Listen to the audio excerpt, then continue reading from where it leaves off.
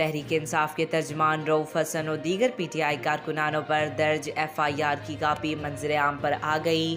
تفصیلات کے مطابق پاکستان تحریک انصاف کے رہنما رؤف حسن اور گرفتار دیگر پی ٹی آئی کارکنان پر درج ایف آئی آر کی کاپی سامنے آ گئی، جس میں پی ٹی آئی کی لیڈرشپ اور میڈیا سیل کے 12 ممبران کو مقدمے میں نامزد کیا گیا ہے۔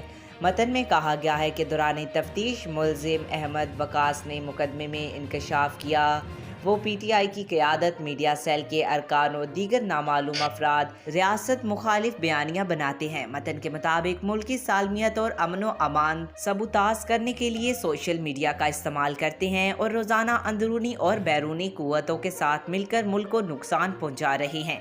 مقدمے کے متن میں کہنا تھا کہ پی ٹی آئی سیکریٹریٹ میں ترجمان کی سربراہی میں ایک سیل کام کر رہا ہے جو ہدایت کے مطابق سوشل میڈیا مہم چلاتا ہے۔ جعلی اکاؤنٹس کے ذریعے بھی آن لائن تحریک چلائی جاتی ہے۔ مقصد عوام میں حکومت اور ریاستی اداروں کے لیے نفرت پیدا کرنا ہے تاکہ بغاوت کا ماحول پیدا ہو سکے۔